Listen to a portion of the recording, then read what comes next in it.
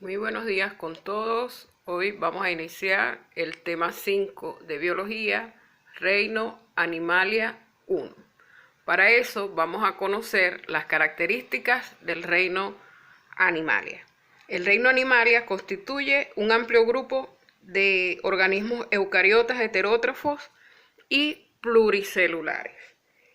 Se caracterizan por su capacidad para la locomoción, por ausencia de clorofila y pared en sus células, y por su desarrollo embrionario que atraviesa una fase de blástula y determina un plan corporal fijo, aunque muchas especies pueden sufrir metamorfosis posteriormente. Vamos a ver la fila o la división, también llamado filum. Actualmente se han reportado 35 filos diferentes de animales, de los cuales 11 solamente son los más conocidos. Y los que vamos a considerar que los poríferos, que son las esponjas de mar, son los únicos que no han desarrollado tejido. Por eso son denominados parazoos. Y los demás que sí presentan tejidos con funciones específicas, a ellos se les denomina eumetazoos.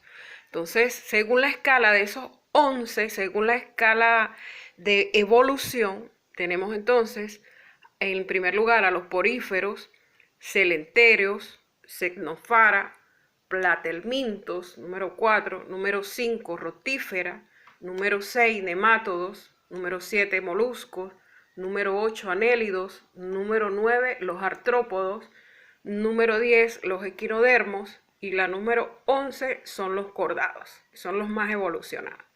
Vamos entonces a ver algunas características generales del reino Animalia. Vamos a ver cómo es su reproducción. Sabemos entonces que la reproducción puede ser sexual o asexual.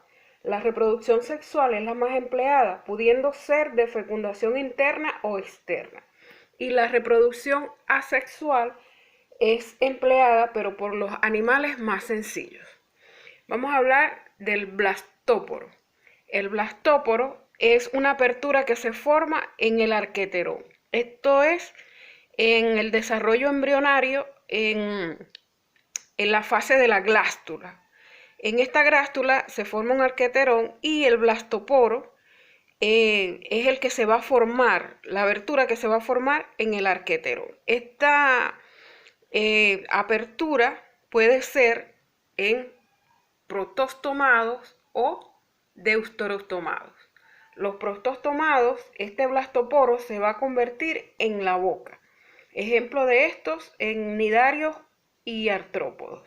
Y los deuterostomados, el blastoporo se va a convertir en el ano. Ejemplo de ellos en los equinodermos y los cordados.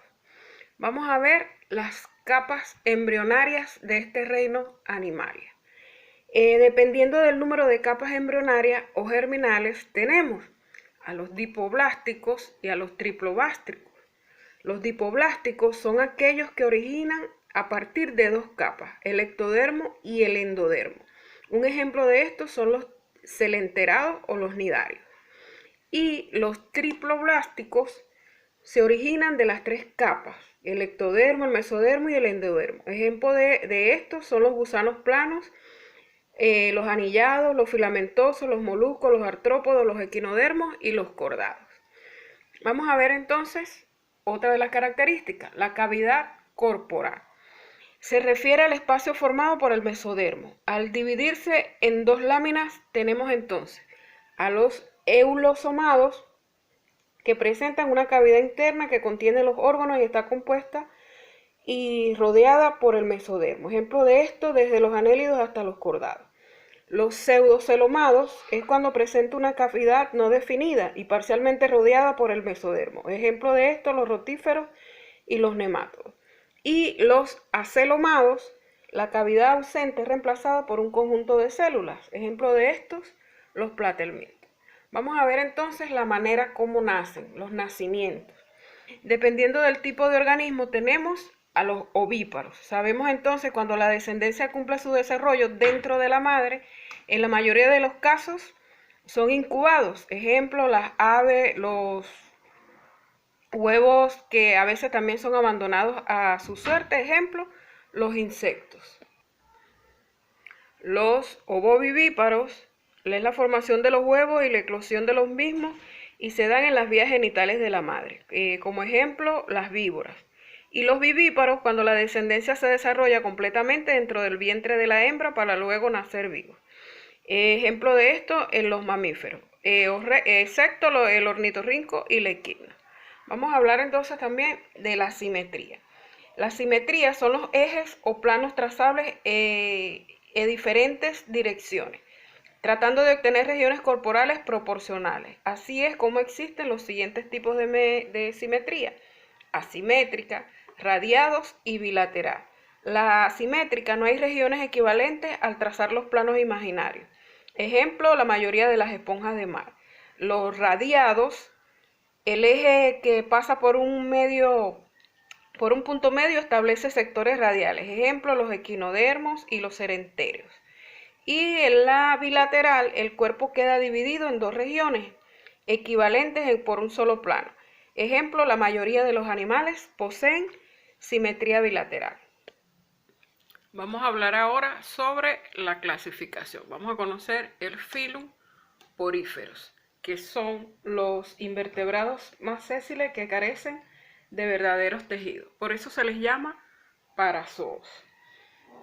Son filtradores gracias a un desarrollo del sistema acuífero de poros, canales y cámaras, que genera corrientes de agua provocados por el movimiento de unas células flageladas llamadas coanocitos.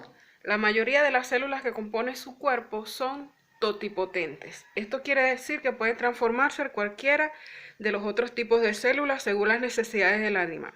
Internamente tienen cavidades llamadas espongiocele que reciclan el agua y los desechos que luego serán expulsados por el ósculo. También contienen células nerviosas y son los únicos que carecen del sistema nervioso.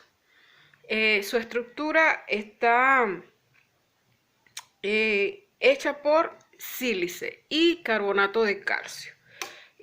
Son espículas que actúan como un esqueleto interno o un endoesqueleto. Su reproducción es asexual por gemación y sexual por gametos. Hablemos ahora entonces de el filum coelenterados. Los coelenterados son animales con tubo digestivo incompleto y tienen un sistema gastrovascular. Se caracterizan por tener células especiales llamadas nidoblastos. Estos contienen una vesícula denominada nidocito o nematocisto, lo cual está llena de líquido tóxico y que inyectan a sus presas por medio de un filamento o nidocilio. Su reproducción es asexual por gemación o por alternancia de generaciones, que es la metagénesis. También presentan formas corporales. Pueden ser polipoides, que son cilindros sésiles. Como ejemplos de eso tenemos a las hidras y las anémonas.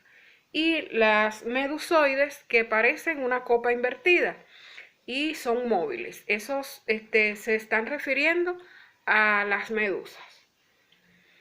Presentan las siguientes clases: los hidrozoos, que son pólipos solitarios o coloniales con tentáculos. Y como ejemplo de esto tenemos a la hidra verde. Los escifozoos, que son de forma de medusoide y con una copa invertida, con testáculos pequeños y abundantes. Tienen boca ventral asociada con brazos. Viven solas o en colonias. Ejemplos de eso, la medusa. Los antozoos son celenteros de forma polipoide, generalmente sésiles. La boca es superior, rodeada de tentáculos que se asemejan a los pétalos de una flor. Presentan acontios, que son unos látigos para la captura del alimento. Ejemplo de esto, la anémona de mar. Y por último tenemos los cubomedusos, que tienen forma de medusoide. Vamos a hablar ahora del filum platelmintos, que son los gusanos planos. Los platelmintos son los gusanos más inferiores. Ellos son de cuerpo dorsoventralmente aplanado, de epidermis blanda, a veces con cutícula, sistema digestivo incompleto, sistema excretor con abundantes células flamígeras conectadas a conductos excretores. Su reproducción es asexual hermafrodita, y algunos representan de vida libre y no son parásitos, y otros que son parásitos del hombre, de animales y plantas. Las clases de platelminto son turbelaria, tremátoda y cestoda. Las turbelarias son de vida libre, habitan en tierras húmedas, aguas frías de ríos y lagos y se alimentan de otros animales vivos o muertos. El sistema nervioso está formado de dos grandes cerebroides, del cual parten cordones nerviosos. El mecanismo de reproducción de la turbelaria puede ser asexual por estrobilación y o sexual por hermafroditismo. Es decir, que ocurre una fecundación cruzada. Un ejemplo de las turbelarias es la planaria. Después tenemos a la tremátoda. La tremátoda son todos los gusanos que son parásitos, por lo general de vertebrados. Poseen ventosas mediante las cuales toman sustancias nutritivas de sus huéspedes. Causan diversas enfermedades. La más conocida es la fasciolasis, que ataca frecuentemente al carnero y ocasionalmente al hombre. Un ejemplo de esto es la fasciola hepática, que también es conocida como duela del hígado. Y también tenemos en tercera clase a la céstoda. Las céstodas suelen ser alargados e incluso alcanzan metros de longitud, el cual está formado por numerosos segmentos y también sus representantes son parásitos. Toma su nutriente a través de las membranas del cuerpo y no presentan boca ni sistema digestivo. La enfermedad más común es la teniasis, que es causada por la Taenia solium. Hablaremos ahora del Phylum Nematodes. Son gusanos de aspecto alargado y cilíndrico, de extremos afilados. Evolutivamente son más desarrollados que los platelmintos. Poseen un tubo digestivo unidireccional que va desde la boca, situado en el extremo anterior, hacia el ano.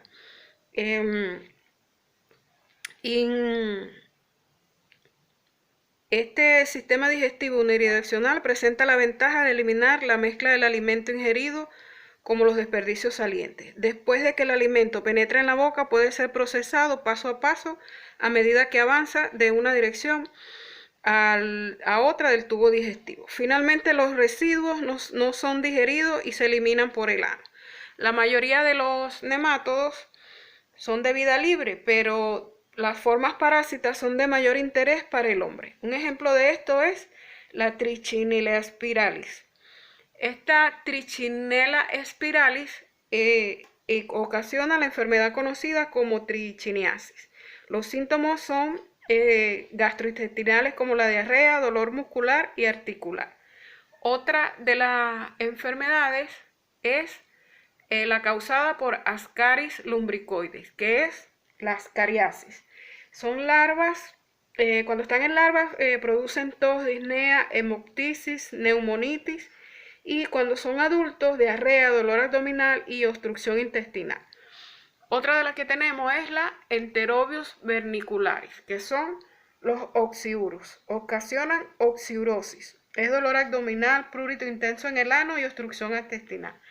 Y también tenemos a la filaris. Esta va a causar lo que conocemos como elefantiasis, que es en el engrosamiento de la piel y tejidos subyacentes, principalmente en las extremidades inferiores. Vamos a hablar ahora un poco sobre el Phylum Molluscus. Esto comprende los animales de cuerpo blando no segmentado, muchos de ellos protegidos por una o más conchas de caliza de carbonato de calcio. Estas conchas o valvas se forman bajo la acción de un pliegue de pared corporal o manto.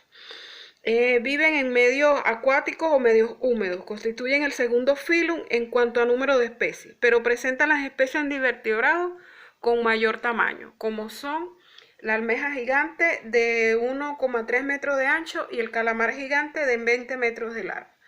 Sus clases son las siguientes: la clase gasterópoda, que posee una cabeza bien diferenciada y un par de ojos, por lo general colocados sobre dos pelínculos. Por ejemplo, los caracoles y las babosas.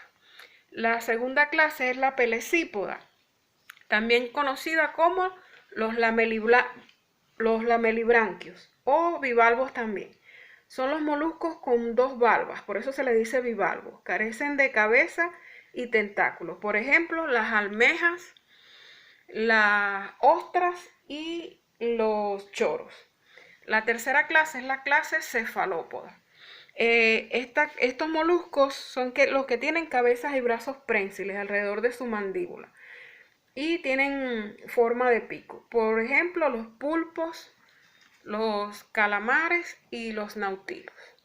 Vamos a hablar ahora un poco sobre el filum Annelidos, que son los gusanos segmentados. Ellos, cada segmento se denomina somita, aunque algunos de los órganos tales como el tubo digestivo, que es completo, se extiende a lo largo del cuerpo, y otros órganos como los excretores se repiten en cada segmento. Externamente la segmentación se manifiesta de un modo de una serie de anillos. Su tamaño es variable de 0,5 milímetros a 3 metros. Otra de las características es que presentan un sistema bilateral, una simetría bilateral. El sistema circulatorio es deficiente, por lo que la sangre es transportada a través de un sistema cerrado de vasos sanguíneos. Algunas presentan un segmento más grande denominado clitelio. Este clitelio es especializado en la puesta de huevos. Sus clases son poliqueta, oligoqueta y erudinea. La clase poliqueta presenta mudas de cerdas en su superficie y un par de apéndices laterales en cada segmento. Generalmente son marinos. Por ejemplo, tenemos el Nereis sp, que son los gusanos arenícolas. La segunda clase es la clase oligoqueta. La clase oligoqueta presentan pocas cerdas y carecen de parapodios. La mayoría de las especies son terrestres. Por ejemplo, el Lumbricus terreis, que es la lombriz de tierra. La última clase es la erudinea. Estos son anélidos ectoparásitos que poseen 34 segmentos internos y ambos extremos modificados en ventosas para desplazarse o fijarse. La sanguijuela se llama Hirudus medicinales. Fue utilizada por médicos con el fin de sangrar a los pacientes. Hablemos ahora del filum Arthropodos. Estos miembros de este grupo se distinguen por tener segmentado su cuerpo y apéndices. Tienen un esqueleto externo endurecido o un exoesqueleto. Este exoesqueleto está compuesto por quitina y un polisacárido nitrogenado. Los estrópodos cambian de exoesqueleto produciendo uno nuevo y esto se le llama muda. Es el filum con mayor biodiversidad. También está formado por paredes de ganglios que recorren la región ventrolateral. El sistema digestivo es un tibo con 3 regiones, que son el estomodeo, el mesondeo y el proctomodeo. Intestino anterior, medio y posterior, respectivamente. En el medio se reabsorben los nutrientes. Este, a su vez, está dividido en 2 grandes grupos o subfilum y 4 clases. El primer subfilum es el subfilum Chelicerados. Este se divide a su vez en la clase arácnida. Esta está formada por cabeza y el tórax se hallan fusionados y el primer par de apéndices está adaptado para alimentación y no presentan antenas. Un ejemplo de esto son las arañas y los escorpiones. También en el segundo subfilum es el subfilum mandibulado. Estos presentan mandíbulas y pertenecen a las piezas bucales de los artrópodos mandibulados. Ocupan una posición postoral inmediatamente detrás de la boca, a diferencia de los quelicerados que ocupan una posición anatómica preoral, es decir, antes de la boca. Se trata también de apéndices muy modificados con una zona basal engrosada y endurecida provista de elementos. Estos se subdividen en las siguientes clases: clase crustácea, clase insecta y clase miriápoda. La clase crustácea presenta cefalotórax y 5 pares de patas. Además, son artrópodos mandibulados con respiración branquial. Un ejemplo de estos son los cangrejos, camarón, entre otros. La clase insecta es la más numerosa de las clases de los insectos. Presentan 3 pares de patas, 3 secciones corporales, generalmente 1 o 2 pares de alas y un par de antenas. Un ejemplo de esto es el pescadito plateado, la cucaracha, la hormiga, entre otros. La clase miriápoda presenta cuerpo con varios segmentos y 1 o 2 pares de patas por segmento. Por ejemplo, el ciempiés y el mispiés. Vamos ahora con el Phylum Echinodermos. Su nombre alude al exclusivo esqueleto que tienen formado por ósculos calcáreos. Ellos poseen simetría pentarradial secundaria. Este es un caso único en el reino animal. Y su sistema vascular es acuífero.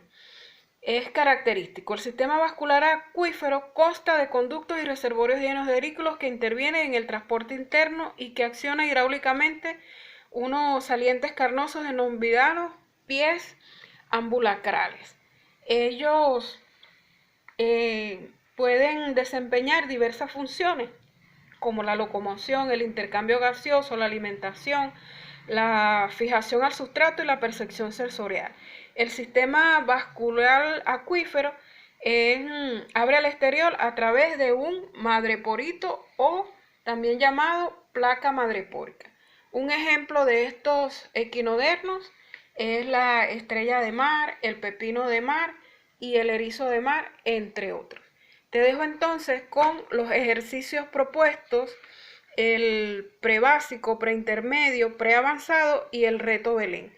Te reto a comparar tus respuestas con las respuestas de la ficha. Hasta la próxima clase.